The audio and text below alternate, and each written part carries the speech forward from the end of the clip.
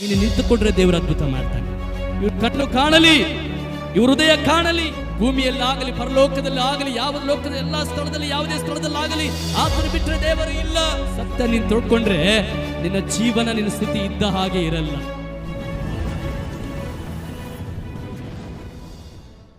ಇವತ್ತು ನಾನು ಹೇಳುವಂತ ಸಂದೇಶದ ಅಂಶ, ದೇವರನ್ನು ಸರಿಯಾಗಿ ತಿಳಿದುಕೊಂಡ ಸತ್ಯವೇದಲ್ಲಿರುವ ಭಕ್ತರು. ನಾವ್ಯಾರಾಗಿದ್ದೇವೆ?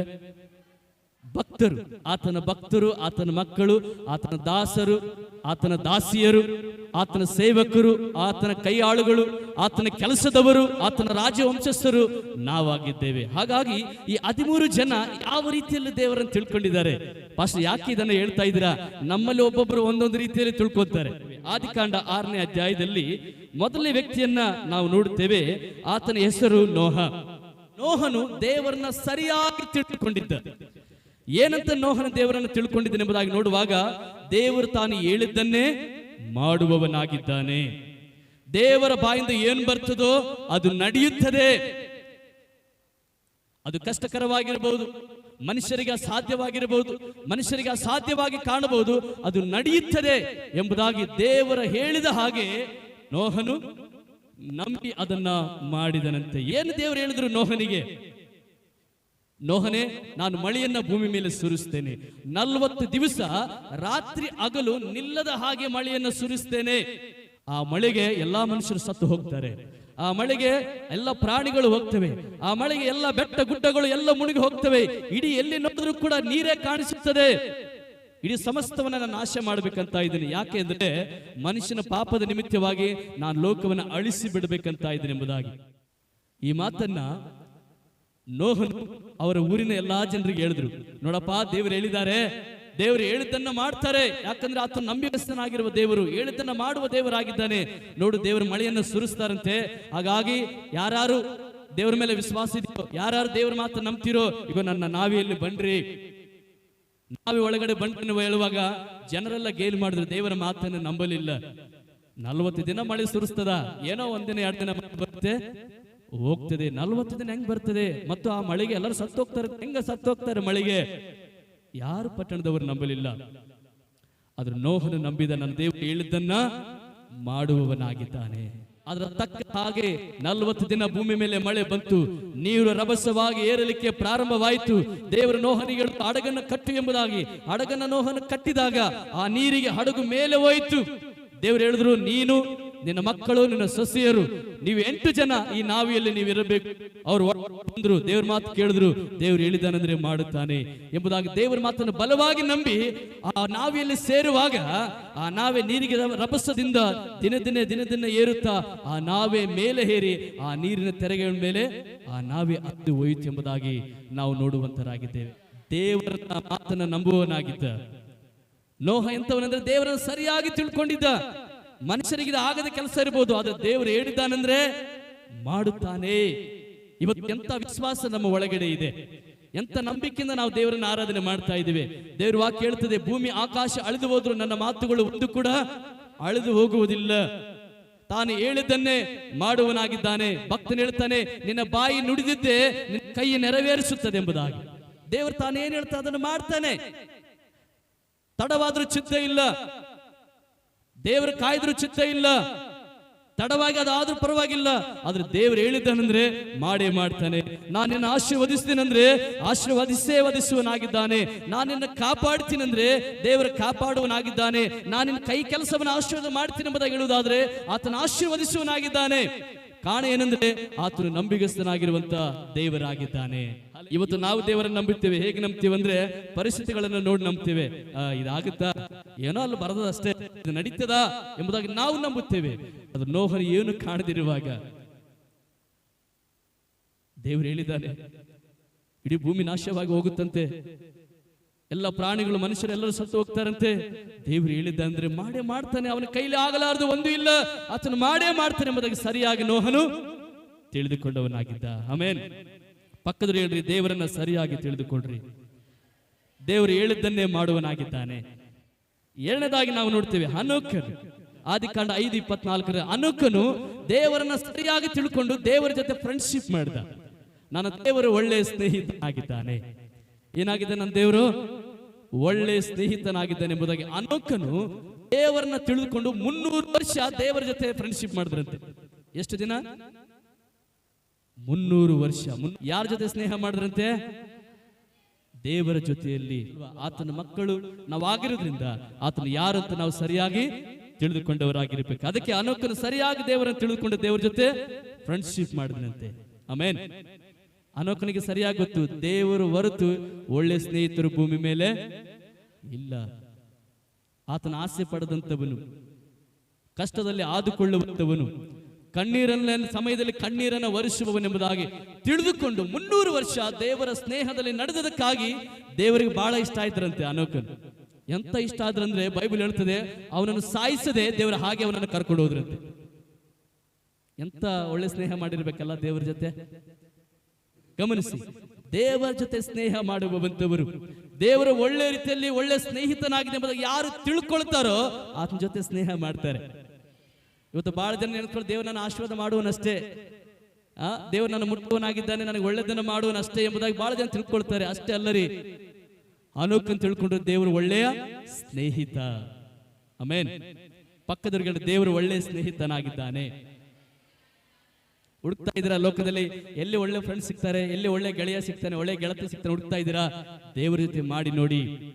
ನಿಮ್ಮ ಜೀವನದಲ್ಲಿ ಸಿಗದಂತ ಬಲ, ಆದರಣೆ, ಸಂತೋಷವು ನಿಮ್ಮ ಜೀವನದಲ್ಲಿ ನೀವು ಹೊಂದಿಕೊಳ್ಳುವರಾಗಿದ್ದೀರಾ. ನೋಹನ್ ತಿಳ್ಕೊಂಡ, ದೇವರು ಹೇಳಿದ್ದನ್ನೇ ಮಾಡ್ತಾನೆ, ತಿಳ್ಕೊಂಡು ದೇವರನ್ನು ಹಿಂಬಾಲಿಸಿದ. ಅನೋಕನ್ ತಿಳ್ಕೊಂಡ, ದೇವರು ಒಳ್ಳೆ ಸ್ನೇಹಿತನಾಗಿದ್ದಾನೆ, ಯಾರು ಕೈ ಬಿಟ್ಟರು ಆತನು ಕೈ ಬಿಡುವುದಿಲ್ಲ ಎಂಬುದಾಗಿ ತಿಳ್ಕೊಂಡು ಆತನ ಜೊತೆ ಸ್ನೇಹವನ್ನ ಮಾಡಿದನು. 3ನೇ ವ್ಯಕ್ತಿ ಅಬ್ರಹಾಮನು. ರೋಮ 4:17. ಅಬ್ರಹಾಮನು ದೇವರನ್ನು ನಂಬಿದ. ಏನಂತ ದೇವರನ್ನು ನಂಬಿದ? ನನ್ನ ದೇವರು ಸರ್ವಶಕ್ತನು, ಎಲ್ಲವನ್ನು ಆತನು ಮಾಡಲಿಕ್ಕೆ ಶಕ್ತನಾಗಿದ್ದಾನೆ. ಏನಂತ ಅಬ್ರಹಾಮ್ ನಂಬಿದ್ದಾರೆ? ನನ್ನ ದೇವರು ಶಕ್ತನಪ್ಪ, ದೊಡ್ಡ ಶಕ್ತಿಮಾನ್ ಇದ್ದಂಗೆ ನನ್ನ ದೇವರು. ಅವನ ಕೈಲಿ ಆಗದ ಒಂದು ಇಲ್ಲ, ಇಲ್ಲದನ್ನ ಇದ್ದ ಹಾಗೆಯೂ ಇರುವುದನ್ನ ಇಲ್ಲದ ಹಾಗೆ ಕರೆಯುವಂತ ದೇವರು, ಸತ್ತವರನ್ನ ಬದುಕಿಸುವನಾಗಿಯೂ ಇಲ್ಲದನ್ನ ಇದ್ದ ಹಾಗೆ ಕರೆಯುವಂತ ದೇವರು. ಅವನು ಏನೆಲ್ಲ ಮಾಡಬಹುದು ಅಂತ ಸರ್ವಶಕ್ತನಾದ ದೇವರು ನಾನು ಆರಾಧಿಸ್ತಾ ಇದ್ದಾನೆ, ಅಂತ ದೇವರನ್ನ ನಾನು ಸ್ತುತಿಸ್ತಾ ಇದ್ದೇನೆ, ನಾನು ಆರಾಧನೆ ಮಾಡ್ತಾ ಇದ್ದೇನೆ ಎಂಬುದಾಗಿ ತಿಳಿದು ದೇವರನ್ನ ಹಿಂಬಾಲನೆ ಮಾಡಿದಂತ ವ್ಯಕ್ತಿಯಾಗಿದ್ದಾನೆ. ಹಲ್ಲೆಲೂಯಾ. ಇವತ್ತು ನಾವು ನಂಬ್ತೀವ ದೇವರು ಸರ್ವಶಕ್ತನಂತ ನಂಬ್ತೀವ? ದೇವರ ಕೈಲಿ ಆಗಲಾರ್ದು ಒಂದಿಲ್ಲ ಅಂತ ನಂಬ್ತೀವ? ಬಹಳ ಜನ ದೇವರನ್ನ ನಂಬ್ತಾರೆ. ಏನಪ್ಪ 30 ವರ್ಷ ಆಯ್ತು ಇದು ನಡೀಲಿಲ್ಲ, 20 ವರ್ಷ ಆಯ್ತು ಇದು ನಡೀಲಿಲ್ಲ, ಏನ್ ದೇವ್ರು ಮಾಡಕ್ ಆಗುತ್ತಾ? ಏನೋ ಮಾಡಿದ್ರೆ ಮಾಡ್ಲಿ, ಇಲ್ಲಾಂದ್ರೆ ಬಿಡ. ಇಲ್ಲ.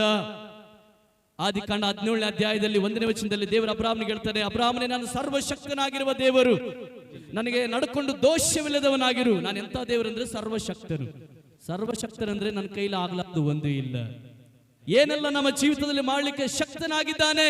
ಇಲ್ಲದನ್ನ ಇದ್ದ ಹಾಗೆ ಕರೆಯುವ ದೇವರು, ಆಗದನ್ನ ಆಗುವ ಹಾಗೆ ಮಾಡುವಂತ ದೇವರು. ಯಾವಾಗ ನಾವು ನಂಬುತ್ತೇವೋ ಆವಾಗಲೇ ದೇವರು ಯಾರಂತ ರುಚಿ ನೋಡಿ ತಿಳಿದುಕೊಂಡವರಾಗಿದ್ದೇವೆ. ಆಮೇನ್. 4ನೇ ವ್ಯಕ್ತಿ ಇಸಾಕನು. ಆದಿಕಾಂಡ 26ನೇ ಅಧ್ಯಾಯ 12ರಿಂದ 22ನೇ ವಚನ. ಏನಂತ ತಿಳ್ಕೊಂಡಿದ್ದಾನೆ?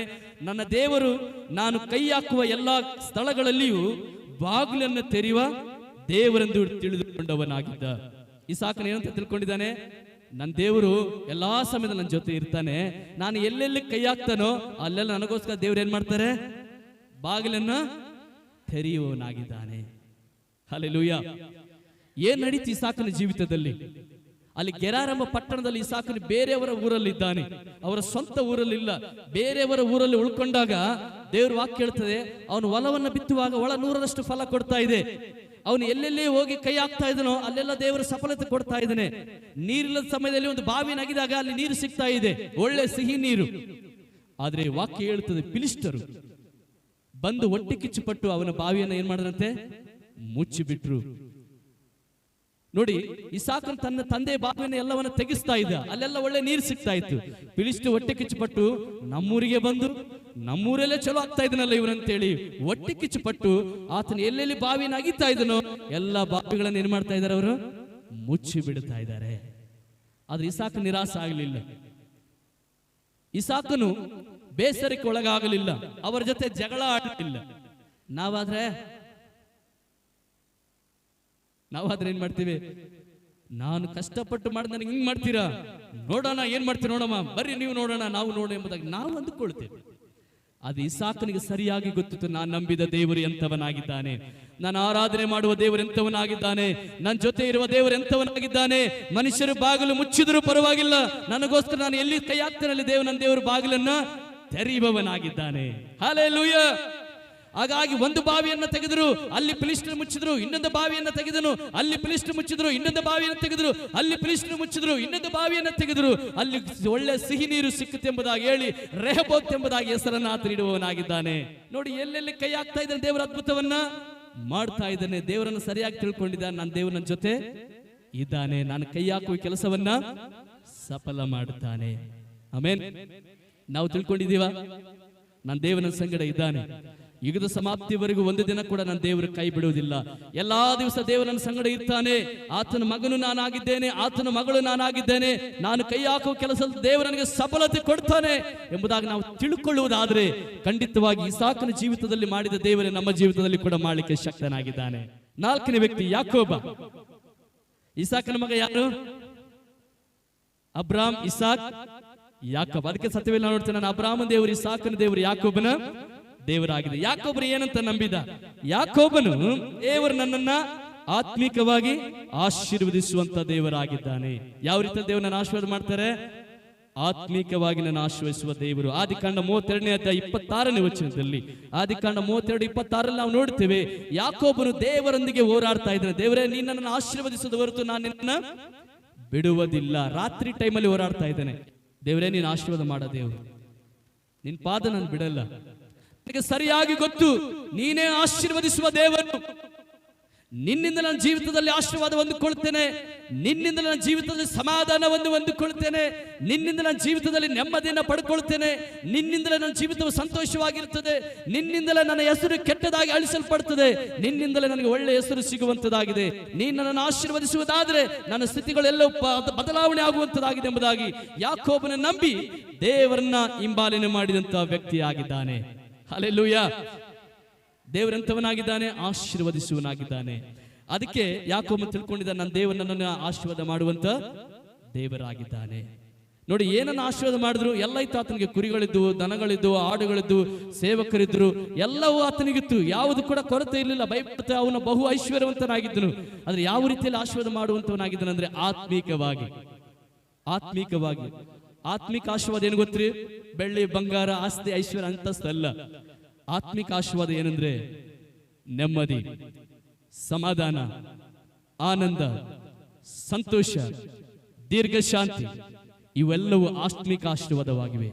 ಯಾಕೋಬನಿಗೆ ಎಲ್ಲ ಇದೆ, ಅದೇ ಆತ್ಮಿಕ ಆಶೀರ್ವಾದ ಇಲ್ಲ. ಯಾಕಂದ್ರೆ ಒಳಗಡೆ ಭಯ ಇದೆ.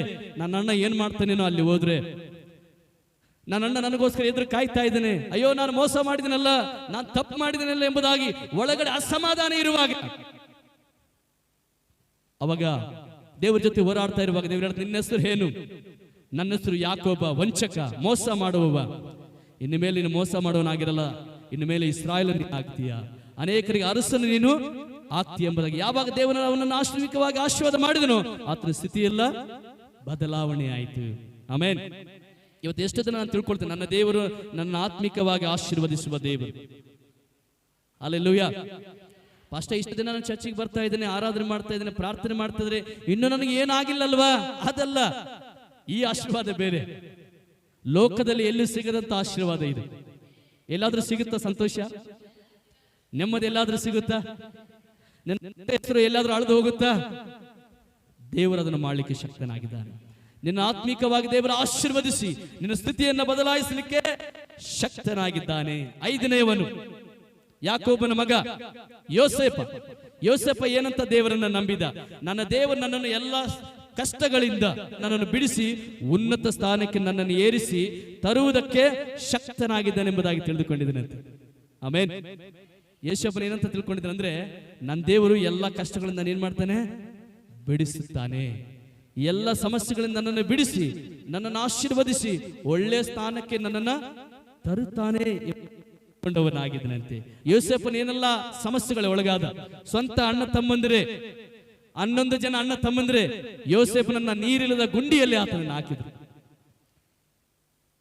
ಮತ್ತೆ ತಿರುಗಿ ಆ ಗುಂಡಿಯಿಂದ ಎತ್ತು ಮತ್ತೆ ಫಿಲಿಷ್ಟಿಯರಿಗೆ ಮಾರಿಬಿಟ್ರು.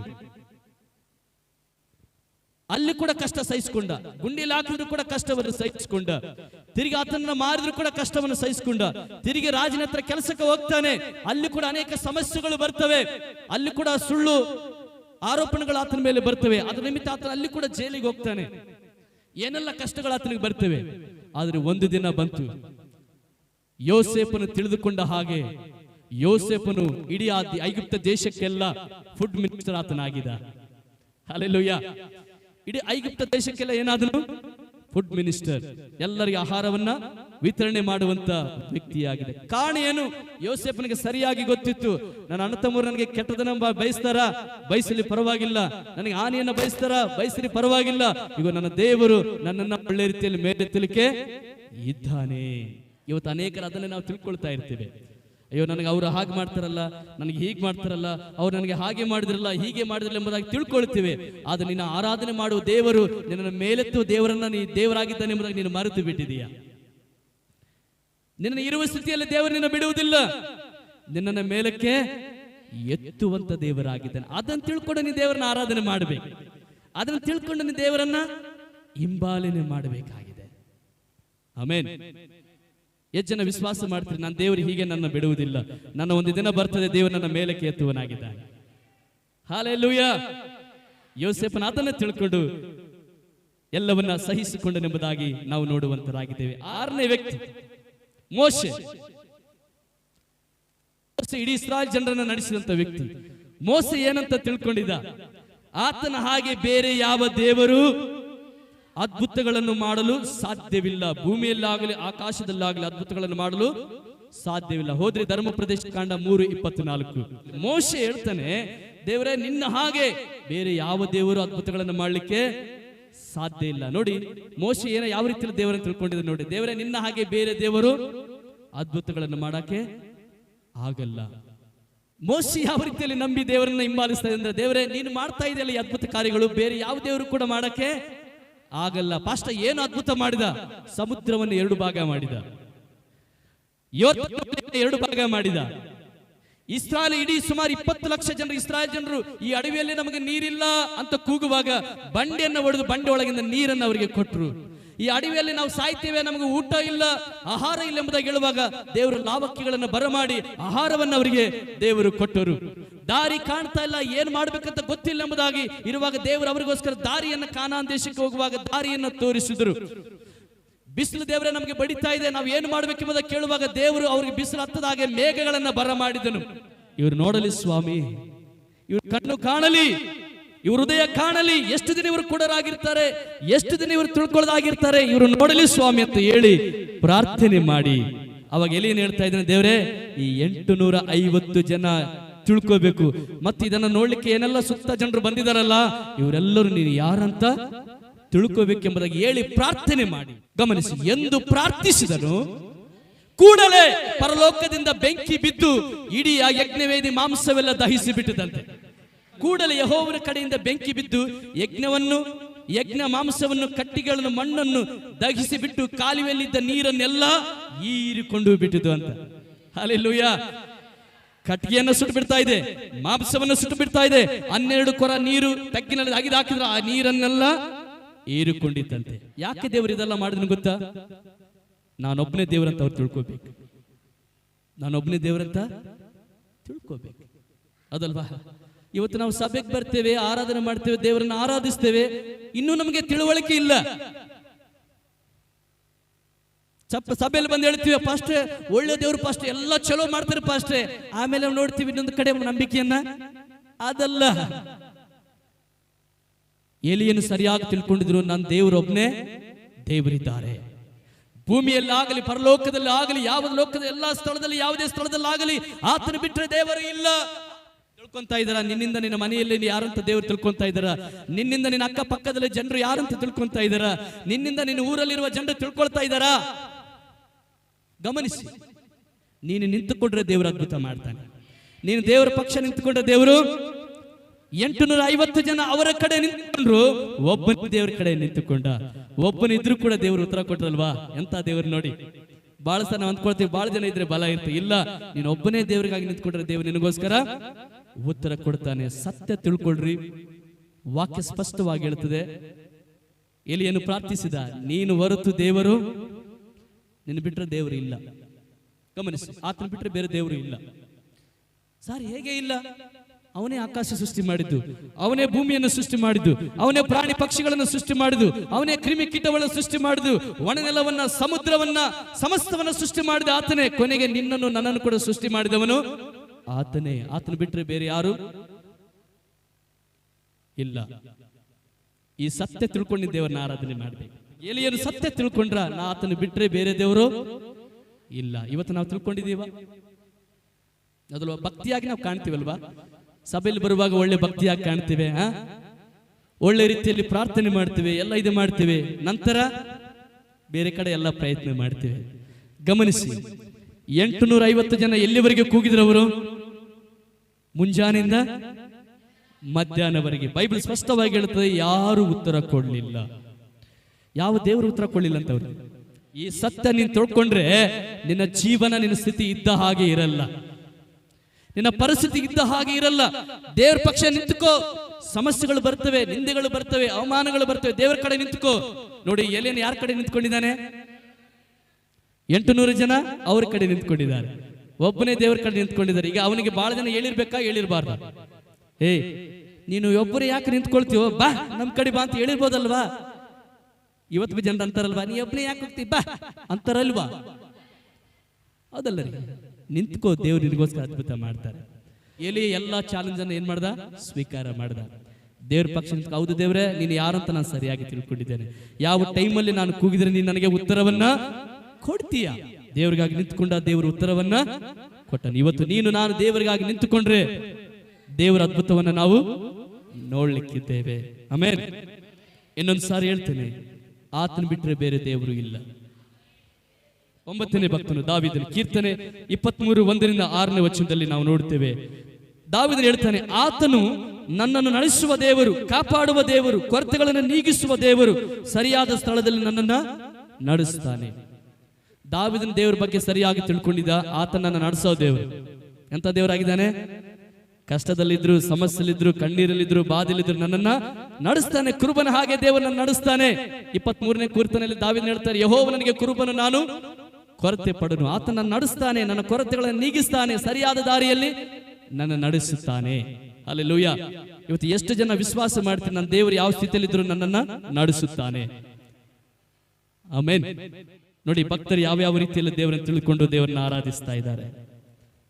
10ನೇ ಭಕ್ತನು ಸೊಲೊಮೋನನು, ಪ್ರಸಂಗ 12:13 ಸೊಲೊಮೋನ ಏನಂತ ದೇವರನ್ನು ನಂಬಿದ? ನನ್ನ ದೇವರು ಶಾಶ್ವತ, ನನ್ನ ದೇವರೇ ಶಾಶ್ವತ. ಈ ಆಸ್ತಿ, ಹಣ, ಐಶ್ವರ್ಯ, ಸುಖ, ಭೋಗ, ಹೆಸರು, ಖ್ಯಾತಿ, ಬಲ, ಜ್ಞಾನ ಇದು ಯಾವುದು ಶಾಶ್ವತವಲ್ಲ ಎಂದು ತಿಳಿದುಕೊಂಡು ಆತನೊಬ್ಬನೇ ಶಾಶ್ವತವಾಗಿದ್ದಾನೆ ಎಂಬುದಾಗಿ ತಿಳ್ಕೊಂಡಿದ್ದರಂತೆ. ನೋಡಿ, ಸೊಲೊಮೋನ ಏನಂತ ತಿಳ್ಕೊಂಡಿದ್ದಾನೆ?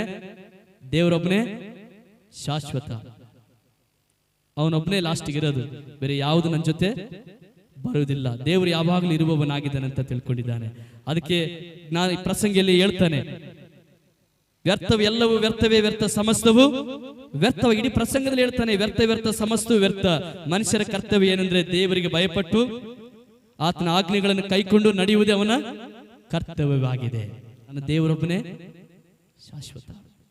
ನನ್ನ ಮಕ್ಕಳು ಶಾಶ್ವತ ಅಲ್ಲ, ನನ್ನ ಹಣ ಶಾಶ್ವತ ಅಲ್ಲ, ನನ್ನ ಆಸ್ತಿ ಶಾಶ್ವತ ಅಲ್ಲ, ನನ್ನ ಐಶ್ವರ್ಯ ಶಾಶ್ವತ ಅಲ್ಲ, ನನಗಿರುವ ಜ್ಞಾನ ಶಾಶ್ವತ ಅಲ್ಲ, ನನಗಿರುವಂತ ವಿದ್ಯೆ, ಬಲ ಯಾವುದು ಶಾಶ್ವತ ಅಲ್ಲ. ಒಂದು ದಿನ ಎಲ್ಲವೂ ನಶಿಸಿ ಹೋಗ್ತದೆ. ನನ್ನ ದೇವರು ಶಾಶ್ವತವಾಗಿ ಇರುವವನು, ಅವನ ಬಳಿಗೆ ನಾನು ಹೋಗಬೇಕೆಂಬುದಾಗಿ ಸರಿಯಾಗಿ ತಿಳ್ಕೊಂಡವನಾಗಿದ್ದ. ಇವತ್ತು ನಾವು ತಿಳ್ಕೊಂಡಿದೀವ, ಕೊನೆಗೆ ಉಳಿಯೋದು ದೇವರು ಮಾತ್ರ. ಮಕ್ಕಳ ಜೊತೆ ಬರಲ್ಲ, ಕುಟುಂಬನ ಜೊತೆ ಬರಲ್ಲ, ಯಾರು ಕೂಡ ನಿನ್ನ ಸಂಗಡ ಬರಲಿಕ್ಕಾಗಲ್ಲ. ಕೊನೆಗೆ ದೇವರು ಮಾತ್ರ ನಿನ್ನ ಸಂಗಡ ಇರುವವನಾಗಿದ್ದಾನೆ. ಹಲ್ಲೆಲೂಯಾ. ಆ ರೀತಿಯಾಗಿ ತಿಳ್ಕೊಂಡು ದೇವರನ್ನ ಆರಾಧನೆ ಮಾಡ್ಬೇಕ್ರಿ. ದೇವರು ಮಾತ್ರ ನಿನಗೆ ಶಾಶ್ವತ, ಬೇರೆ ಯಾರು ಶಾಶ್ವತ ಅಲ್ಲ. ಯಾರು ನಿನ್ನ ಸಂಗಡ ಬರಲ್ಲ, ದೇವರು ಮಾತ್ರ ನಿನ್ನ ಸಂಗಡ ಬರುವವನಾಗಿದ್ದಾನೆ. ದೇವರು ಮಾತ್ರ ನಿನ್ನ ಜೊತೆ ಇರುವವನಾಗಿದ್ದಾನೆ. ಹಾಗಾಗಿ ಯಾವುದು ನಿನಗೆ ಶಾಶ್ವತ ಅಲ್ಲ. ನಿನಗಿರುವ ಸೌಂದರ್ಯ ಶಾಶ್ವತ ಅಲ್ಲ, ನಿನಗಿರೋ ಹಣ ಶಾಶ್ವತ ಅಲ್ಲ, ನಿನಗಿರೋ ಆಸ್ತಿ, ಐಶ್ವರ್ಯ, ಅಂತಸ್ತು ಯಾವುದು ಶಾಶ್ವತ ಅಲ್ಲ. ದೇವರು ಮಾತ್ರ ಶಾಶ್ವತ ಅಂತ ಸೊಲೊಮೋನನು ತಿಳಿದುಕೊಂಡವನಾಗಿದ್ದ. ಯಾಕೆ ಈ ಮಾತನ್ನು ಸೊಲೊಮೋನ ಹೇಳ್ದಂದ್ರೆ, ಸೊಲೊಮೋನನಿಗೆ ಎಲ್ಲವಿತ್ತಂತೆ. ಬೈಬಲ್ ಹೇಳ್ತದೆ, ಸೊಲೊಮೋನ ಆಸೆ ಪಟ್ಟಿದ್ದನ್ನ ಒಂದು ಕೂಡ ಬಿಡಲಿಲ್ಲ ಅಂತ. ಆತನ ಕಣ್ಣು ಬಯಸಿದ್ದನ್ನ ಒಂದು ಕೂಡ ಬಿಡಲ್ಲ. ಇದು ನನಗೆ ಬೇಕಂದ್ರೆ ಇಮಿಡಿಯೇಟ್ ಆಗಿ 1 ನಿಮಿಷದಲ್ಲಿ ಬರ್ತಾ ಇತ್ತು. ಇನ್ನೊಂದು ರೀತಿಯಲ್ಲಿ ಹೇಳ್ಬೇಕಾದ್ರೆ ಸೊಲೊಮೋನ್ ಹೇಗಿದ್ದನಂದ್ರೆ ಮುಖೇಶ್ ಅಂಬಾನಿ ಅವರಂಗೆ ಇದ್ರು. ಮುಖೇಶ್ ಅಂಬಾನಿಕ್ಕಿಂತ ಹೆಚ್ಚು ಶ್ರೀಮಂತ ಸೊಲೊಮೋನ. ಆತನ ಹೇಳ್ತಾ ಇದ್ದಾನೆ, ಯಾವುದು ಶಾಶ್ವತ ಅಲ್ಲ. ಎಲ್ಲವನ್ನ ಅನುಭವ ಮಾಡಿ ಬಿಟ್ಟಿದ್ದಾನ ಆತ.